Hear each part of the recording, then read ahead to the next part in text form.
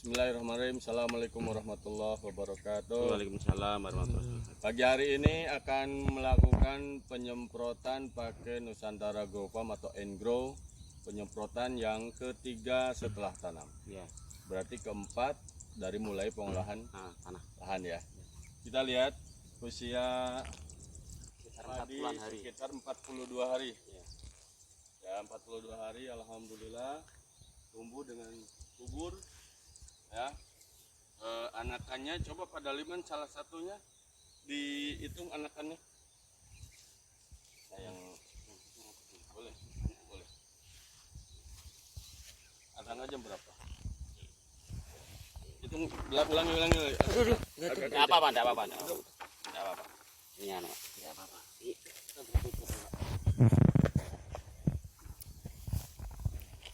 Sudah. Hitung Pak Daliman. 1, 2, 3, 4, 5, 6, 7, 8, 9, 10, 11, 12, 13, 14, 15, 16, 17, 18, 19, 20, 21, 23, 24. 24. Biasanya Biasanya 20-an lah. ya, alhamdulillah. 20-an. Coba Pak Daliman yang lainnya dihitung lagi. Barangkali ya ini kan baru Lainnya. satu jajar. Yang jajaran yang ini. Yang sini ya. Ya, oke. Biasanya kan sekitar 20-an ya. Iya. Ini tadi 24. Ini bibitnya apa Pak jenisnya? M70B. M70B ya. Coba mulai. 1, 2, 3, 4, 5, 6, 7, 8, 9, 10, 11, 12, 13, 14, 15, 16, 17, 18, 19, 20, 21, 22, 23, 24, 25, 26, 27, 28, 29, 30, 31, 32, 33. Oh, yang ini 33. Ya, intinya alhamdulillah kalau yang normalnya biasa pakai M70 itu anakannya 20, 21, 22 lah. Ini 24 sampai dengan 33. Ini hampir rata ya. Hampir rata pertumbuhannya alhamdulillah hijau. Dan ini mau mulai pemupukan yang ketiga setelah tanam. Silakan Pak Daliman dimulai. Dan perlu kami informasikan ini lahan Pak Dalimannya sampai yang 2 kotak sono yang pakai Engrow. Dan ini sebelahnya. Kalau menurut Pak Daliman ini sebelahnya punya tetangga ini kan tanamnya pagi kan duluan ini. Jauh kan bedanya? Iya. Tuh. Ini sebelahnya. Ya kita sih berdoa semuanya berhasil mau pakai yang enggak. Tapi setidaknya perbandingan ini membuktikan bahwasanya Engrow efektif untuk digunakan di berbagai macam varian tanaman. Ya, ini yang enggak pakai, ini yang pakai.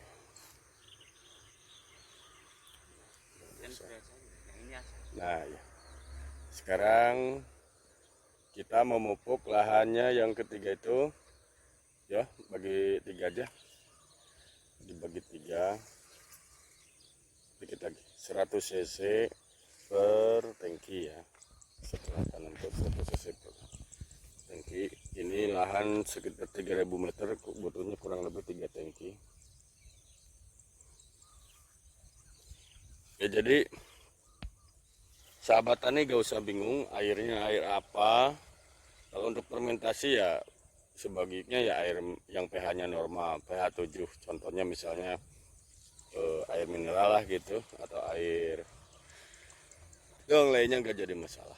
Air sumur atau air pam nggak masalah.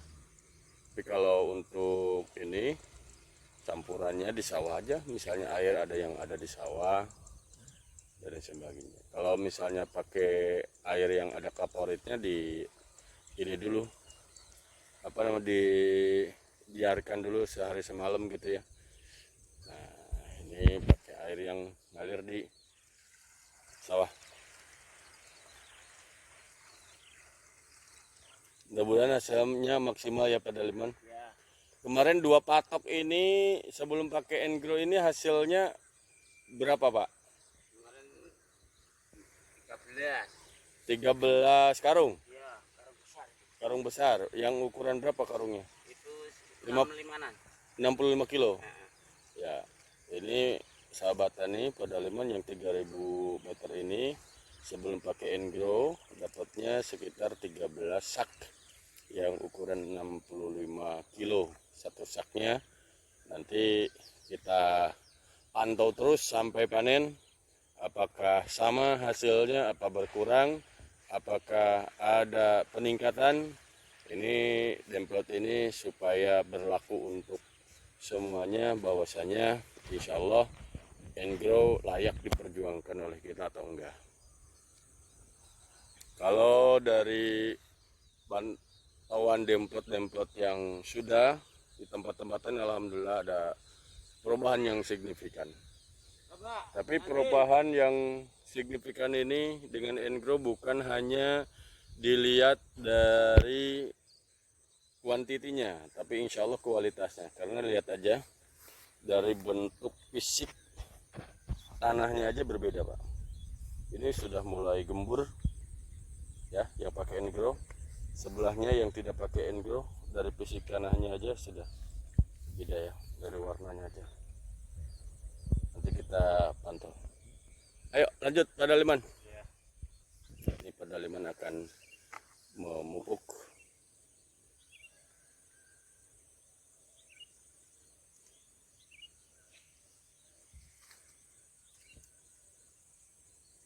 Nanti setelah ini kita akan memupuk yang pakai larutan ajaib ya, yang pakai NPK Mutiara cukup 2 kilo. Kemudian nanti usia 4 buah dan 56 pakai KCL 2 kilo. Sisanya pakai Enggrow, bisa 1 hektar, bisa sampai panen. Aman ya? Aman. Iya. Mungkin lain daerah, lain cara dan pola tanam dan lain sebagainya. Cara pemeliharanya juga dan pemupukannya juga setiap daerah pasti beda. Tapi yang jelas setelah pakai Enggrow, pupuk kimianya turunin 50% dari kebiasaan. Jadi bisa lebih hemat. Minimal 3 kali musim tanam, maksimal 6 kali musim tanam. Kita sudah berani hanya pakai Enggrow saja. Karena di tahap awal memang untuk mengembalikan kesuburan tanah ini tidak bisa sekaligus langsung lepas dari kimia, karena kondisi lahan pertanian kita memang sudah banyak yang kritis. Dan untuk memberikan pemahaman yang baik kepada petani untuk berhenti dari kimia atau kembali ke organik itu gampang susah. Ya, kalau di zaman dulu sebelum diperkenalkan kimia kepada masyarakat, semuanya bisa digunakan. Ekosistem pun masih normal. Musuh-musuh hama pun masih hidup. Mikroorganisme dalam tanah juga masih normal. Sehingga dengan ekosistem yang baik, para petani tidak membutuhkan pupuk-pupuk tambahan dan apalagi obat-obatan. Pestisida, apalagi insektisida. Kemudian ketika matun, cabut rumput pun manual. Sekarang sudah berubah polanya masyarakat itu. Sudah lebih dari 40 tahun para petani kita ketergantungan dengan pupuk kimia. Bahkan generasi muda yang sekarang, kalau kita mencari buruh tani pun nyaris susah. Paling ada yang sepuh-sepuh itu pun susah, dan bayarnya pun memang tidak seperti dulu, karena memang pada saat ini biaya hidup di negeri kita luar biasa. Sedangkan penghasilannya masyarakat secara umumnya yang notabene semakin susah. Ya, untuk keperluan bertani saja kalau zaman dulu setelah panen bisa beli apapun, bisa bangun apapun.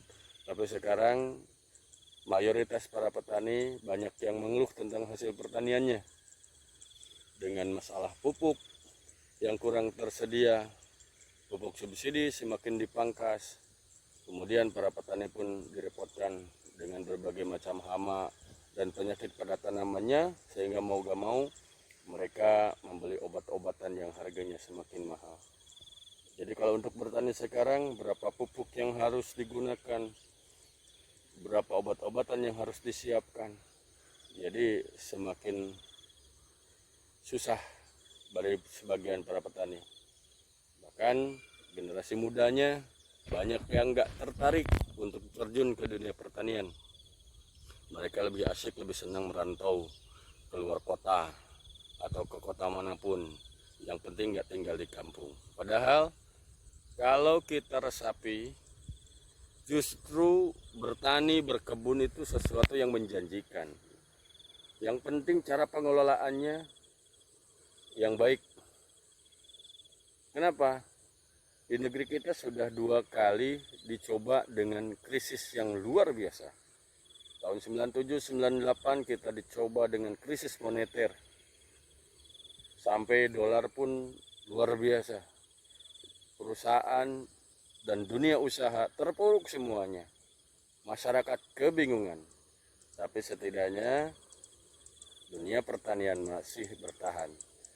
Kasarnya kita tidak makan batu, kita tidak makan besi, kita tidak makan beton, yang kita makan tetap nasi. Makanya yang punya sawah, yang masih mengelola ladang dan lain sebagainya masih tetap bisa makan. Tapi sebagian bagi orang yang tidak punya lahan, ya mau gak mau makan nasi, beli dulu dan lain sebagainya, yang gak punya duit. Makanya banyak pada saat itu angka kemiskinan pun semakin meningkat. Belum lama ini kita juga diuji lagi oleh Allah Subhanahu wa Ta'ala dengan krisis, tapi yang datang adalah COVID, ya, virus yang melanda dunia, dan kita pun merasa dampaknya. Dari kota pada pulang ke kampung, dan apa yang terjadi? Sebagian wilayah yang dulu di kampungnya sawahnya dijual, ladangnya dijual, pergi ke kota. Ketika mereka dari kota pulang ke kampung, yang lain masih bisa bertani, yang lain bisa nanam ubi dan lain sebagainya. Mereka merasakan ternyata pertanian dan perkebunan masih bertahan di saat-saat ujian itu. Sudah saatnya para milenial, para generasi muda, dan generasi Z juga harus dikenalkan dengan pertanian. Karena insya Allah kalau dikelolanya dengan baik, dengan cara yang baik, dengan teknologi pertanian yang terbarukan yang lebih baik lagi, dan sebisa mungkin kita menghindari zat-zat kimia yang merusak tanah dan tanaman. Ayo, insya Allah ini sesuatu yang menjanjikan. Ini sesuatu yang menjanjikan. Kami jangka panjangnya insya Allah akan mengembangkan pertanian dan perkebunan ini ke setiap wilayah. Karena bagi kami dengan pupuk Nusantara Grow Farm ini bisa jadi ladang dakwah kepada umat, supaya apa? Memberikan sedikit edukasi, penyadaran bahwa perlunya kita menjaga lingkungan bersatu dengan alam. Kalau di sebagian petani pernah kami berkumpul melakukan seminar, ada petani yang bertanya, "Pak, saat ini petani ini mengeluh tentang hasil pertaniannya. Kenapa, Pak?" Ya, biasalah. Kalau dulu bisa ini, bisa itu, sekarang Pak pupuk susah. Kalaupun ada mahal. Pupuk subsidi juga untuk mendapatkannya tidak mudah. Kadang-kadang kartu tani harus disiapkan, kebutuhan kami tidak tercukupi. Kemudian kalau pas pengolahan tanah, uang kami sudah habis. Mau gak mau, sebagian wilayah ketergantungan dengan bank keliling. Kalau di Sunda namanya bank emok, kalau di Jawa namanya bank pelecit. Nggak tahu kalau Kalimantan, Sumatera, atau Sulawesi, saya nggak tahu istilahnya. Mau gak mau ketergantungan. Pada saat itu spontan kami menjawab, "Bapak, sahabat tani semua, kalau kita sering ngeluh tentang hasil pertanian, kita harus menyadari sebetulnya lahan pertanian kita, tanah, tanaman, dan buah-buahan, setiap hari itu dia sambat, dia ngeluh sama Tuhannya, dia ngeluh sama Allah Subhanahu wa Ta'ala. Karena apa? Karena ulah petani sendiri. Petani mengiranya setiap saat dia mupuk, dia rawat dengan memberikan pupuk kimia dan lain sebagainya, dengan insektisida yang kadang berlebihan dari dosis yang semestinya, saking pengen bagus pertaniannya. Tapi yang dirasakan oleh tanaman dan tanah ini, sementara para petani ngasih nutrisi, ngasih unsur hara, padahal di samping itu juga mereka ngasih racun selama ini. Dan residu kimia yang sudah berpuluh-puluh tahun terjadi di kita sudah membatu. Kita lihat, baru kemarau atau tidak hujan 3 hari saja, lahan kita sudah mulai kering, pecah-pecah. Kalau dulu waktu saya masih kecil, pulang sekolah minum air selokan sawah masih berani. Tapi siapa sekarang yang berani? Kalau dulu kalau liburan sekolah main-main ke sawah, ya kan? Meskipun kemarau panjang kita bisa lari-larian, bisa bikin rumah-rumahan di tengah sawah kalau sudah panen. Tapi sekarang kalau pas musim kemarau, tanahnya pun kayak beling, sakit, tajam-tajam. Kalau dulu sering kita lihat di samping nanam padi ada ikan juga di situ. Sekarang mana? Dulu kita mau mancing, nyari cacing dimanapun mudah. Sekarang di tempatnya di sawah aja sudah banyak yang susah mencari cacing. Kalau dulu pagi dan sore capung berterbangan, kita masih sering lihat binatang-binatang seperti kupu-kupu. Sekarang sudah jarang.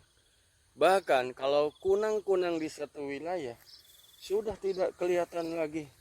Itu tandanya udara, air, dan sekitarnya sudah banyak yang tercemar. Kadang-kadang kita tidak sadar hal-hal yang selama ini merusak ekosistem yang luar biasa, itu dah ulah dari perbuatan kita yang merugikan itu sendiri.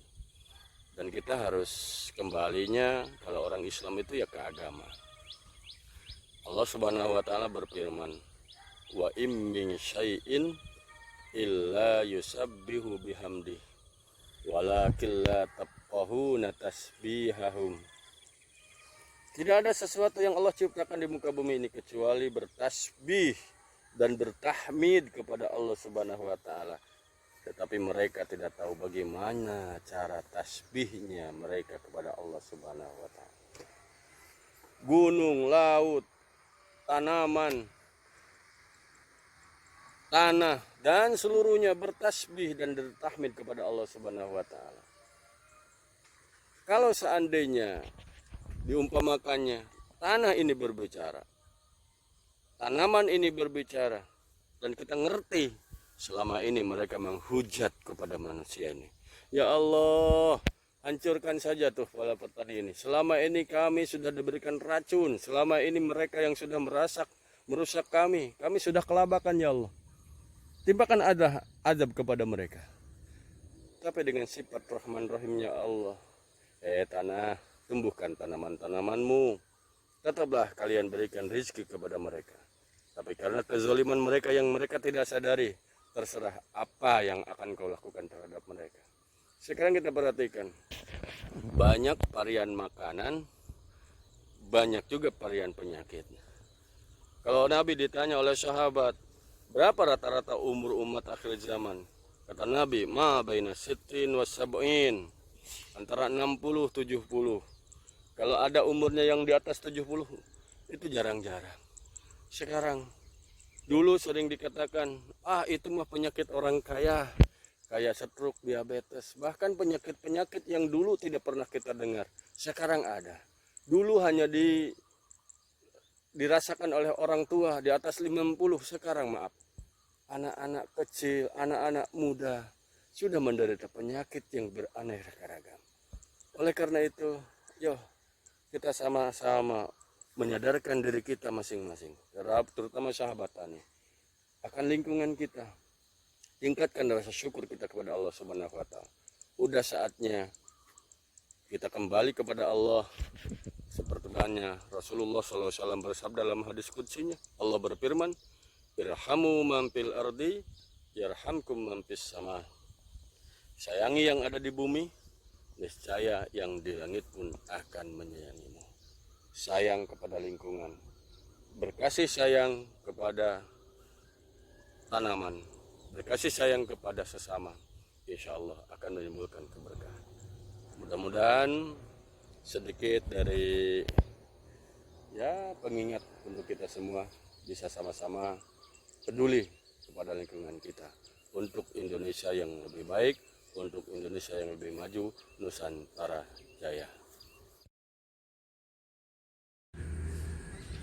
Pagi ini kita lanjut ke lahan berikutnya punya Pak Daliman yang pakai ramuan ajaib yang sering saya bilang, hanya pakai Engrow, kemudian serai, bawang putih, bawang merah, dan NPK Mutiara 1616 2 kilo ya. Jadi ramuan itu bisa dipakai untuk 1 hektar lahan sebetulnya ya. Nanti pada Daliman usia 42 dan 56 ganti dengan KCL ya. KCL. Nanti saya kebetulan nanti malam berangkat lagi ke Jawa Barat nih. Jadi kita nanti bikin ramuan lagi ya. Ya, jadi kalau misalnya ramuan itu masih sisa, karena lahan pada Daliman cuma 2000 meter, bisa digunakan musim tanam berikutnya. Jadi kita nggak ada kadaluarsanya. Uniknya pupuk kita semakin lama semakin bagus. Ayo Pak Daliman, kita mulai pemupukan ini. Ini usia ke-18 hari setelah tanam. Anas ya Pak, kasihkan 2 ini. Dibagi 2 aja Pak. Jadi ini dosisnya, bagusnya itu langsung ditakar pakai yang ukuran mili ya. Tapi ini mah karena sudah biasa. Jadi kalau pakai aplikasinya dosis rendah dan dosis tinggi. Kalau dosis rendahnya cukup 250 cc per tangki atau 1 gelas air mineral. Kalau ukuran dosis tingginya 500 ml per tangki, ditambah lagi 100 sampai 200 cc Engrow-nya, bibit Engrow-nya. Dan alhamdulillah perkembangannya rata ya Pak Daliman ya. Rata nih. Alhamdulillah bagus nih. Ini bibitnya pakai apa?